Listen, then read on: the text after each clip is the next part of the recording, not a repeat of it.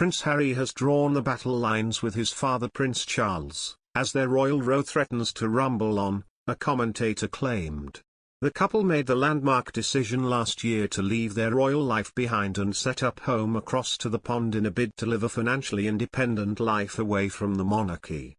But since then, they have launched a series of allegations towards the firm, including on delicate topics such as race and mental health. Among Harry's targets has been Charles, who the Duke of Sussex claimed was trapped inside the royal family due to his one day becoming monarch. He also criticized his father's parenting style, and argued he was cut off financially from the firm immediately after their announcement to quit had been made public. This prompted a response from Prince Charles' spokesperson, who said, when the Clarence House financial accounts for the year were released in June, that the Sussexes received a substantial sum on their exit and that they were funded up to the summer of 2020. And in the aftermath of these allegations being made during interviews such as with Oprah Winfrey on CBS, commentator Daniela Elza said it appeared the feud between father and son showed no signs of being healed. Writing in May for the New Zealand Herald, Ms. Elza noted, if, having experienced the fallout from the Oprah interview and essentially gone ahead and done the same thing again, it would seem that Harry has no intention of backing down or at least backing away from his current competitive stances. All of which leaves us here, the battle lines have been drawn and no one seems willing to back down. There will be no ceasefire, anytime soon.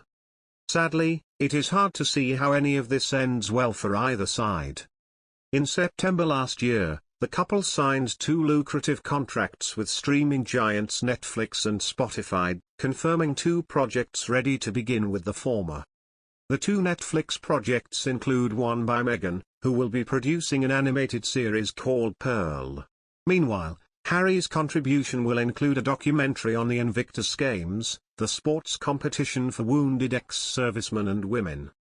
But as the deal was signed nearly a year ago, Ms. Elza argued that Netflix could be expecting a bit more from their more than £100 million investment in the couple.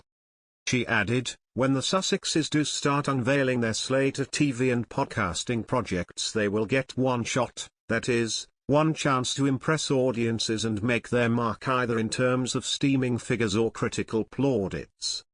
When the novelty and the luster of working with members of the royal family wears off, if they don't have streaming counts or a clutch of awards to show for themselves, then will their contracts be renewed? Essentially, they will have a brief window to prove they are worth the hundreds of millions that corporate behemoths have bet on them. No pressure now or anything. The fact is, even billion-dollar companies can't afford to keep plowing truckloads of cash into two very famous contractors if they do not prove to be a sound investment. Similar scrutiny was placed on the couple's Spotify deal by Eric Schiffer, chairman of Reputation Management Consultants. He told Newsweek last year that the deal would be based upon performance kickers, but admitted that while the contract was great for them, it was terrible for the monarchy because they are choosing to sell it at fire sale prices.